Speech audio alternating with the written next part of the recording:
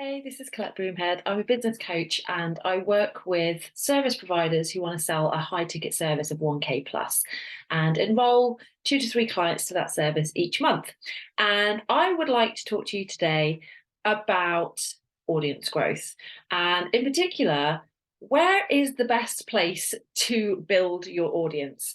And the reason I want to come and chat about this is because, well, first of all, audience growth itself is like pretty key to your marketing strategy, right? If you're not bringing in new people to your world, very soon your leads are going to dry up. You're going to struggle to get new clients, which no one wants. Audience growth is pretty key. Um, and there's a few things that I see people doing that really are going to hinder your audience growth. And I think one of the key things is this choice of, where am I going to grow my audience? There are so many options out there. There's the whole world of social media and all the various platforms involved with that. There's email marketing. There are things like blogs, blogging communities, podcasts, podcast communities, and all of these things. And so, what is going to be the best strategy for you when it comes to attracting your ideal clients and building your very own community? So, let me talk first a little bit about some of the things that I think can cause problems and cause issues when it comes to building an audience. One is something I see, especially with people kind of fairly early on in business, and that is this idea of having to be everywhere. And I think this probably comes from, we look to business owners who are further on and to people who we respect and who, we want to kind of model our own business around.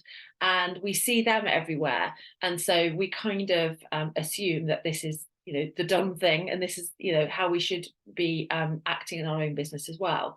The difference is that those people that we look to are much further on in their business. They have a team to support them. They have a lot of people there to help them create that level of content and that level of visibility.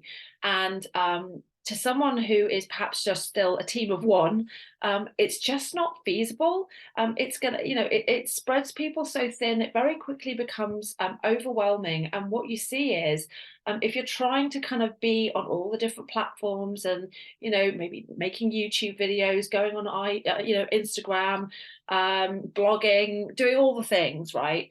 What happens is, like I say, it splits your focus, it splits your time, and the results that you see are split as well. Now, audience growth, especially organic audience growth, but even paid audience growth, even ads, can be, frustratingly slow.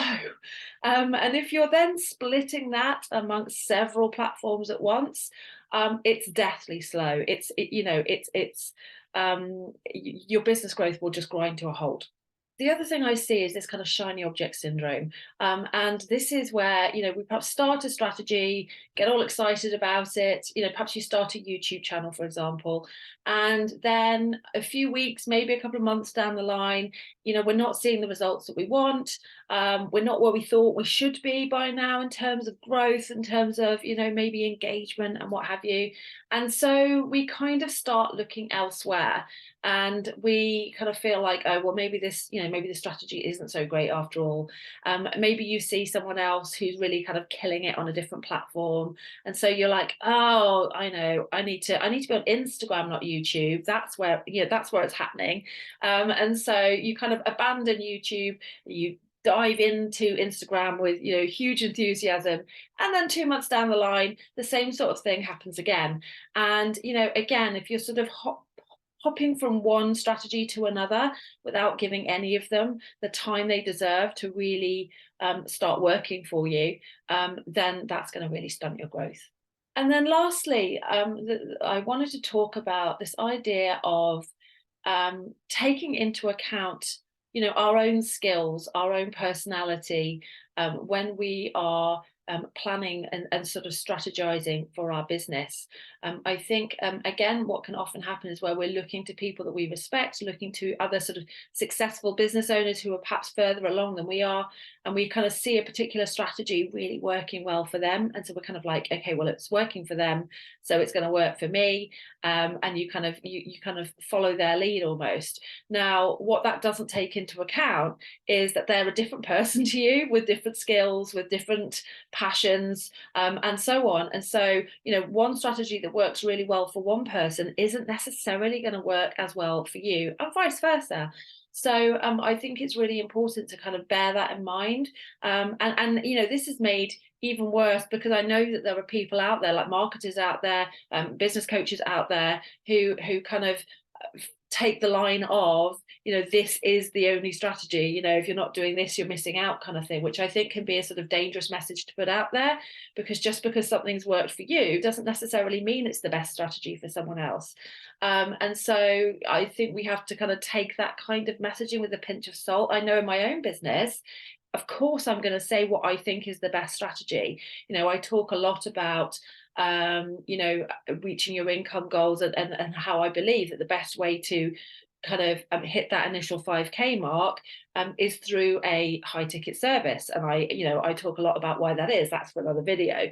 But I'm always very careful to say that, you may not agree with me, and that may not always be the case for, other people. But for me, in my own experience, and, from my own, in my own opinion, that is what I believe is the best way. And so that's the way that I teach and I work with my clients on.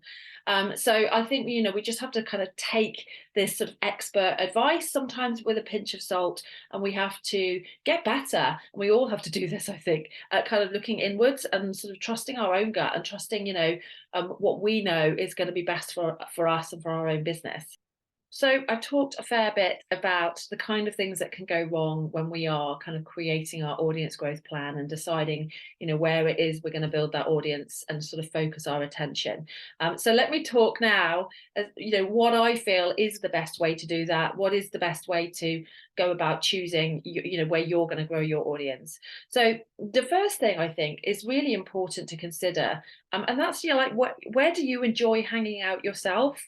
So, for example, like if you would never dream of kind of, sitting and scrolling on Instagram, and it's just not a place where you kind of feel particularly comfortable or happy, it's probably not a great strategy for you, because whatever platform or strategy you choose, it has to be something that you're going to be okay showing up to doing consistently long term. Right, because this goes back to this isn't something you're going to do for a couple of months and then boom, that's your audience done. You never have to think about audience growth again for the rest of your business life. Audience growth is going to be, with you. And so, this has to be something that you're comfortable with. Certainly as a sort of starting point, in those earlier days of business, when it's mostly going to be you doing it, as you build a team around you and you can start delegating more stuff out, then that gives you more options. But initially, when you're kind of building those foundations, then definitely, this needs to be something that you're comfortable doing and showing up, and doing consistently long term. The second thing to think about is the type of content that you prefer to create. So like the most obvious examples here are, do you prefer creating written content? Do you prefer creating video content? Do you love the idea of kind of audio content, like, podcasting or something like that? Because that's going to play a huge part in the kind of strategy that's going to work best for you. If you're someone that really doesn't enjoy writing, and finds it a struggle and a chore, and maybe you've got really low confidence about your own writing skills or anything like that, then choosing something which is heavy on the writing as a core strategy is probably not a great idea, because it's always going to feel like a chore. And yeah, you can go and do a course and you can go and do this, that and the other, and it might feel a bit easier, and of course it will the more you do it. But if it's something that just ultimately is not your zone of genius and something that you really enjoy, then probably find something that is closer to your kind of core skill. You might be someone who hates being on video, who just feels really, really awkward. And again, like, there's nuance here, right? Because of course, all of these things are going to feel awkward when you haven't done them before much. And so, don't just because something initially feels a bit awkward and a bit scary, immediately kind of go, oh, well, Colette says I shouldn't choose this as a strategy, because that's not what I mean. Initially, the first time I went live and did a Facebook Live, I was terrified. I put it off for weeks. It felt very awkward. When I look back at it now, it was very awkward. And I got better and I got more comfortable because I did it a lot. But ultimately, I also know that I enjoy this kind of connection. Like I enjoy teaching. I enjoy sharing my knowledge. I see as one of my core skills, explaining things, simplifying things well. And so for me, this is something that actually I enjoy. Once I got past that initial discomfort of having my face on video, I'm very introverted, so again there was discomfort there, but I knew that it was also tapping into a core skill of mine. And so it's kind of about really kind of doing that self-reflection as to what feels right, what doesn't feel right, what is worth that initial discomfort of learning it, getting better at it, and what isn't. Okay, what else have I got for you? Let me have a quick look at these notes.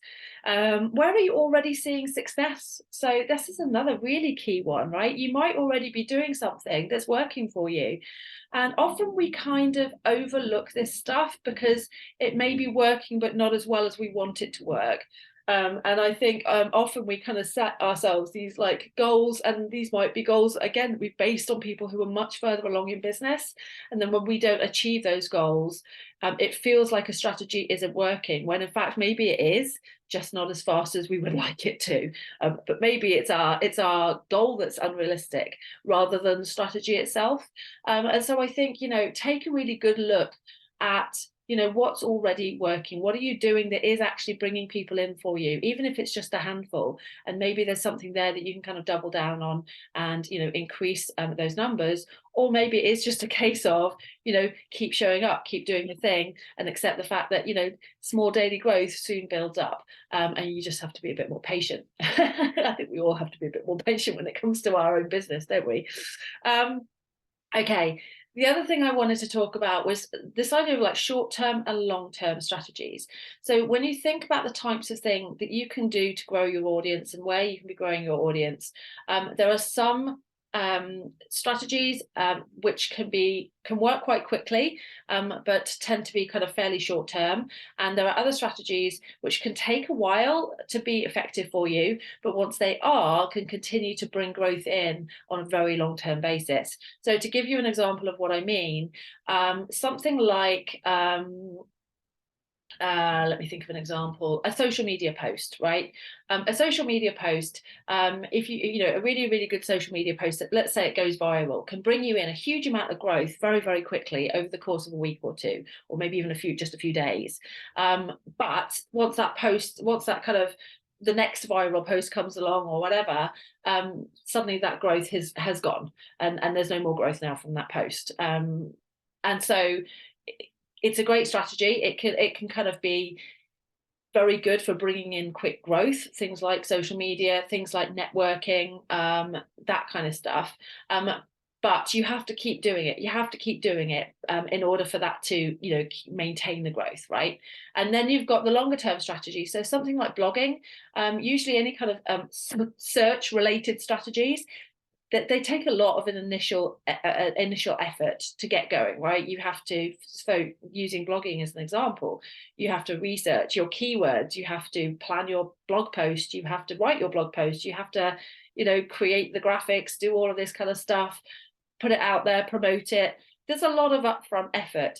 But if you've done a good job with that blog post, then after a while, that post starts to rise in the ranks on search, and it will sit there for months, maybe even years, bringing new people in to your world.